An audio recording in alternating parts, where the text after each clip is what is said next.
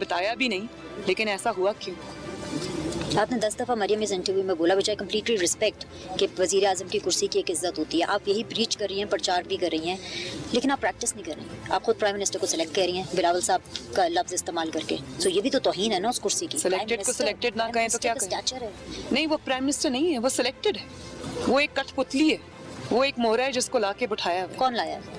Selectors लेके आए, जिनका नाम मियां साहब ने ले दिया। बिल्कुल ले दिया। आपको पता है एस्टैब्लिशमेंट क्या होती है? मैं आजकल एस्टैब्लिशमेंट की डेफिनेशन ढूंढती हूं। मैं एस्टैब्लिशमेंट के लफ्ज़ को नहीं मानती। ये 2 या 3 लोग होते हैं। एस्टैब्लिशमेंट का लफ्ज़ कमज़ोर लोग इस्तेमाल करते हैं, और वो आप जब एस्टैब्लिशमेंट कहते हो तो आप एक पूरे इदारे को मुलव्वस करते हो किसी चीज़ के अंदर।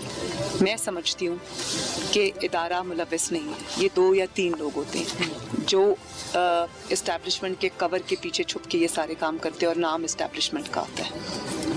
मुझे ब्रेक लेने की इजाज़त दीजिए। फाइनल राउंड ऑफ डिस्कशन है, एक ब्रेक लेंगे, वापस आएंगे, जो आपकी बात रहेगी उसको मुकम्मल भी करेंगे, इंटरव्यू को भी वाइंड अप करेंगे। सख्त सर्दी पड़ रही है, लेकिन मरियम नवाज साहिबा की गुफ्तगू से दर्जा हरारत सियासी तौर पर अभी भी गर्म है। आई डोंट नो कि इस इंटरव्यू का रिएक्शन क्या होगा, लेकिन मुझे अपने सवालों के जवाब मिल रहे हैं। आपके फीडबैक का भी मुझे इंतजार रहेगा। ब्रेक लेते हैं, will be back in a minute.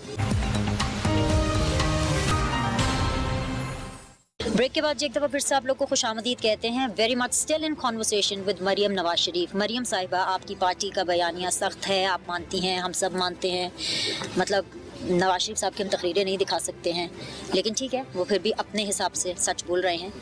एक अच्छी चीज़ है PMLN के अंदर जो अभी हुई है इस पूरे सिलसिले में, कि PMLN टूटी नहीं है, लेकिन आपकी पार्टी का बोझ बढ़ता चला जा रहा है। कहाँ से शुरू करें? शहबाज शरीफ साहब 44 डेज़, हमजा शहबाज साहब ऑलमोस्ट और मोर देन एन ईयर, मुझे तो दिन भी याद नहीं है, राना सनाउल्लाह साहब, ख्वाजा बरादरान, Khawaja Saad Rafique, Salman Rafique, to some extent Khawaja Asif also, Ahsan Iqbal साहब, शाहिद खाकान अब्बासी आज इस जलसे पे नहीं आए। सुबह मुझे होटल में मिले, कह रहे थे जी मेरी तो नाब की पेशी है। मैंने मुझे भी मिले थे 3-4 नाब को, अगर शाहिद खाकान अब्बासी और मिल जाए तो फिर शायद नाब को डिसाइड करना पड़ेगा उसे क्या करना है।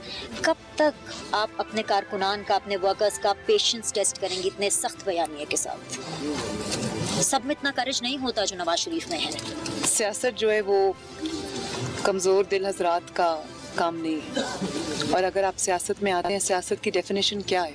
मेरी नज़र में सियासत की डेफिनेशन तोड़ जोड़ या हुकूमतें बनाना या इलेक्शन जीतना नहीं है। मेरी नज़र में सियासत की डेफिनेशन खिदमत है, और मेरी नज़र में सियासत की डेफिनेशन जो है वो नज़रिया है। मेरी नज़र में सियासत की डेफिनेशन जो है वो एक वो स्टांस लेना है जो आवाम की, मुल्क की, आइन की, कानून की बेहतरी के लिए। तो मुस्लिम लीग नून की जितनी भी कुर्बानियों का आपने जिक्र किया, हर लीडर ने तकरीबन ये सारी कुर्बानियाँ दी हैं। मुझे फ़ख्र है इस बात पर, क्योंकि जो भी अच्छी चीज़ होती है वो आसानी से नहीं मिलती। आप देखो, पाकिस्तान जब बन रहा था 1947 में, कितनी लाखों कुर्बानियाँ हमने दी, उसके नतीजे में आज पाकिस्तान हमारे पास है। तो जो 73 साल से पाकिस्तान को मसाइल लाहक हैं, बीमारियाँ लाहक हैं, वो इतने आराम से ख़त्म होने वाली नहीं है। उसके लिए ये बड़ी बड़ी कुर्बानियाँ देनी पड़नी थी, और मुझे खुशी है कि मुस्लिम लीग नून के बहादुर शेरों ने, मियाँ साहब के साथियों ने, हमारे लीडर्स ने मर्दाना वार, कहते हैं कि ये ज़रा जेंडर बायस हो जाता है इसके अंदर, मर्दाना वार मुकाबला किया।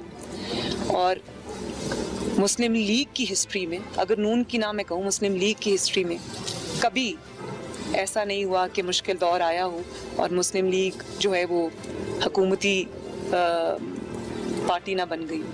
पहली मर्तबा इस सख्त बयानिए के बावजूद किसी ने नवाज शरीफ का साथ नहीं छोड़ा। छोटे छोटे लोग इधर आते जाते हैं, जाते रहते हैं, और उनके आने जाने से फ़र्क नहीं पड़ता, लेकिन जिन जिन का आपने नाम लिया, मैं एक एक का नाम नहीं ले सकती, मुझे उन सब पे बहुत ज़्यादा फ़ख्र है। और उन्होंने ये कुर्बानी नवाज शरीफ के लिए नहीं दी, ये कुर्बानी उन्होंने नज़रिए के लिए दी है।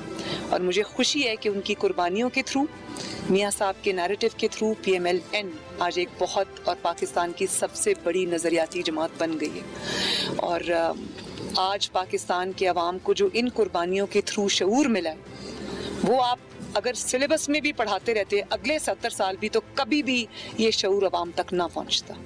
मीडिया का भी हाथ है उसमें, सोशल मीडिया का भी हाथ है। आई एग्री, मैं आप लोगों को भी इस चीज़ में अप्रिशिएट करूँगी, क्योंकि हमारा नैरेटिव आगे लेके जाने वाले, गलत को कहीं ना कहीं गलत कहने वाले हैं। I am very mindful of the fact कि आपको मुसीबतों का सामना है। मियाँ साहब की तकरीर आप नहीं दिखा सकते, मुझे हमदर्दी आपसे, आपके लिए भी हमने आवाज़ उठाई। मुझे ये भी खुशी है कि मीर शकील उर रहमान साहब को 8 महीने के बाद बेल मिल भी गई। हम उनके लिए भी आवाज़ उठाते रहे। हम अपने मुखालिफिन के लिए भी, मैं जिन लोगों को नहीं जानती उनके लिए भी आवाज़ उठाती थी, क्योंकि जब कराची का मेरा जो जलसा हुआ था और उसके बाद मेरे कमरे पे जो हमला हुआ था, उसके बाद जिसने वो फुटेज रिलीज़ कर दी थी मीडिया को, उस सहाफ़ी को भी उठा के ले गए थे। तो मैं उनको नहीं जानती थी, लेकिन मैंने उनके लिए भी आवाज़ उठाई। तो मुझे खुशी है कि आज ये कुर्बानियाँ देखकर, वो कुर्बानियाँ रायगा नहीं गई, वो सब कुर्बानियाँ का फल आज हमें मिल गया है जब आवाम में शऊर बेदार हो गया, आवाम में अपने वोट की इज्जत लेने का शऊर बेदार हो गया, आवाम में अपने हक का शऊर बेदार हो गया। और आज इसीलिए गलत काम करने वाले आपको डिफेंसिव पे नज़र आते हैं। ये है हमारी कामयाबी, अल्हम्दुलिल्लाह। आखिरी सवाल मैं आपसे करूंगी और उसके बाद एक छोटा सा मैसेज इलेक्शन कैंपेन के हवाले से दूंगी। आखिरी सवाल मेरा ये है, क्योंकि मैं बारहा कह रही हूँ कि आपकी पार्टी की, आप प्राइम मिनिस्टर की कैंडिडेट हैं, एटलीस्ट आपकी पार्टी तो ये कहती है, जब वो वक्त आएगा तब देख भी लेंगे कि इसकी फॉर्मल अनाउंसमेंट क्या होती है। बहुत अरसे के बाद पाकिस्तान में एक एग्रेसिव खातून ने एक पार्टी की वाइस प्रेसिडेंट के ओहदे को संभाला है। हमारी सियासत में अनफॉर्चुनेटली ये जो कल्चर एक दफ़ा दोबारा आ रहा है। एक दफ़ा पहले था हमारे पैदा होने से पहले, जब हमें हमारे पेरेंट्स बताया करते थे कि एक बड़ा अजीब सा इल्ज़ाम तराशी का कल्चर था। अब वो कल्चर दोबारा हो रहा है। मैं नाम नहीं लेना चाहती वज़ीर का, जिन्होंने कुछ नाज़िबा अल्फाज कहे, हाईली कंडेमेबल।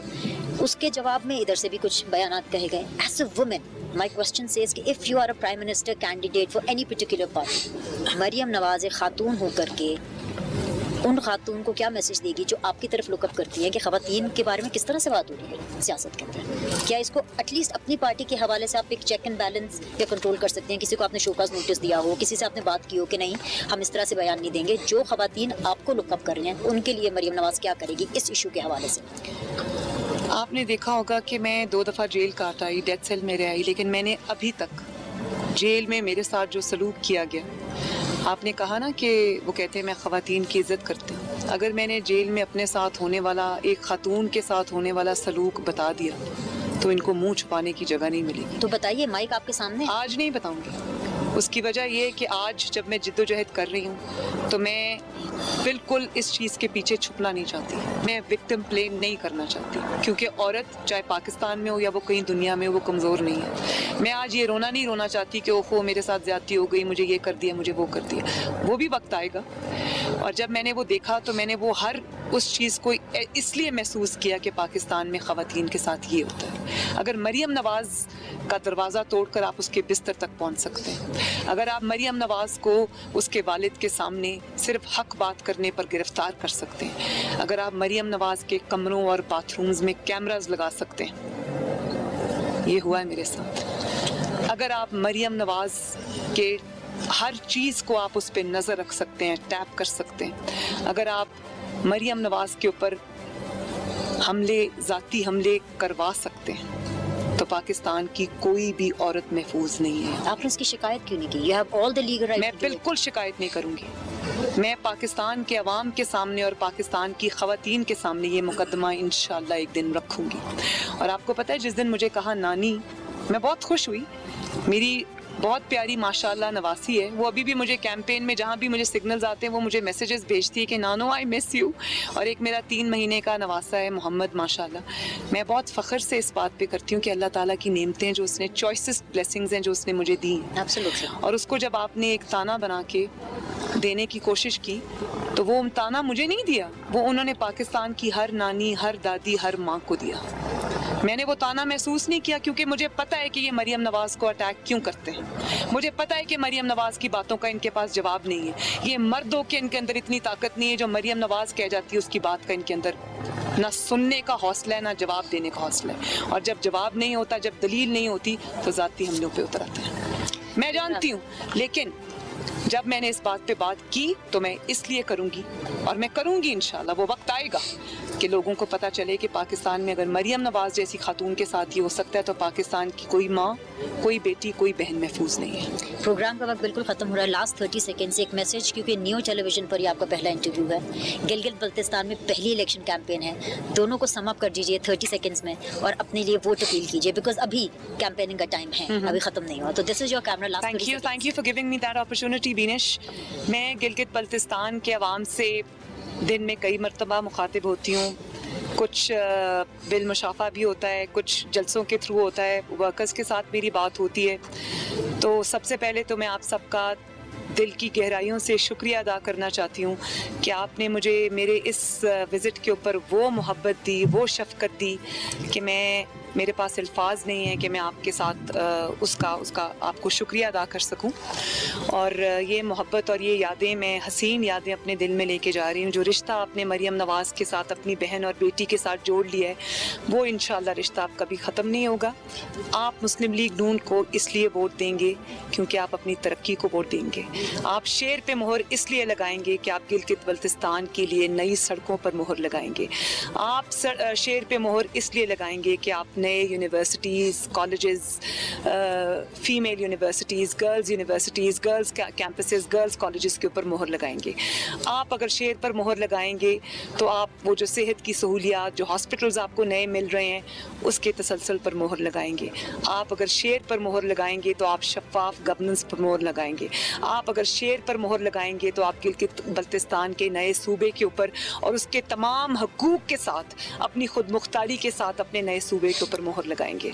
और अगर आप शेर पर मोहर लगाएंगे तो आप गिलगित बल्तिस्तान की तरक्की, खुशहाली और खुद मुख्तारी पे मोहर लगाएंगे। बहुत बहुत शुक्रिया। बहुत शुक्रिया। All the very best for the Gilgit Baltistan election and for your future endeavours. Thank you. May God always protect you. Thank you very much. आज के प्रोग्राम का वक्त खत्म हो गया। आपके फीडबैक का इंतजार रहेगा। इंशाअल्लाह ताला फिर आपसे मुलाकात करेंगे, same time same channel. Look after yourself.